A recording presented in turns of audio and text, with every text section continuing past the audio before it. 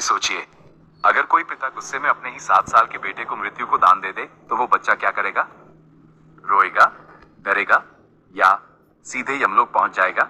लेकिन इस कहानी में जो हुआ वो पूरी दुनिया को मृत्यु का सबसे बड़ा रहस्य बता गया। यह है नचिकेता की अद्भुत कहानी। प्राचीन समय में एक महान ऋषि थे, महर्षि वाजश्रवा। एक दिन उन्होंने स्वर्ग प्राप्त करने के लिए विश्वजीत यज्ञ करने का संकल्प लिया। इस यज्ञ का नियम था, अपनी सबसे प्रिय चीज दान करनी होगी।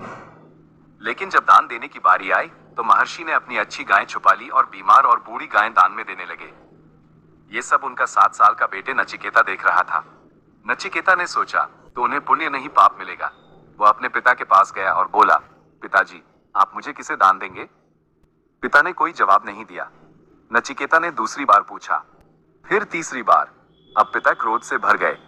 गुस्से में उन्होंने कहा, मैं तुझे मृत्यु को दान देता हूं, जा यमराज के पास। सुनकर भी नचिकेता नहीं डरा। वो सच में यमलोक की यात्रा पर निकल पड़ा। लंबी कठिन यात्रा के बाद वह यमराज के द्वार पर पहुंच गया, लेकिन यमराज वहां नहीं थे। नचिकेता ने वही 3 दिन और 3 रात बिना भोजन पानी के इंतजार किया। जब यमराज लौटे तो उन्हें पता चला एक ब्राह्मण बालक 3 दिन से उनके द्वार पर भूखा बैठा है। सनातन धर्म में इसे बड़ा दोष माना जाता है। इसलिए यमराज बोले, बालक, तुम मुझसे 3 वरदान मांगो। पहला वरदान, नचिकेता बोला, मेरे पिता का क्रोध शांत हो जाए और जब मैं लौटूं तो वे मुझे प्रेम से अपनाएं।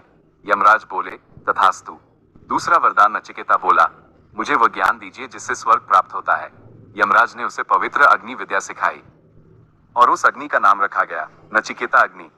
तीसरा वरदान, सबसे बड़ा, नचिकेता बोला, मृत्यु के बाद क्या होता है? क्या आत्मा रहती है या सब खत्म हो जाता है? ये सुनकर यमराज भी चौंक गए।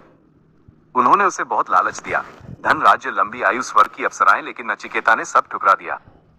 वो बोला, ये सब नश्वर है, मुझे सिर्फ मृत्यु का रहस्य जानना है। तब यमराज बोले, आत्मा कभी नहीं मरती, ना उसे आग जला सकती है, ना हथियार काट सकते हैं। शरीर नष्ट होता है लेकिन आत्मा अमर है। उन्होंने समझाया, ये शरीर एक रथ है, इंद्रियां उसके घोड़े, मन लगाम बुद्धि सारथी, और जो इस रथ में बैठा है वही आत्मा है। जो मन और इंद्रियों को नियंत्रित कर लेता है वो जन्म और मृत्यु के चक्र से मुक्त हो जाता है। ये ज्ञान प्राप्त करके नचिकेता वापस पृथ्वी पर लौट आया। उसके पिता ने उसे प्रेम से गले लगाया और नचिकेता का ये संवाद आज कठोपनिषद के नाम से जाना जाता है।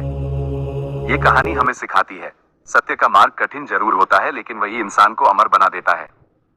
अगर आपको नचिकेता की यह प्रेरणादायक कहानी अच्छी लगी हो तो वीडियो को लाइक करें, चैनल को सब्सक्राइब करें और कमेंट में जय श्री कृष्ण या अपनी राय जरूर लिखें।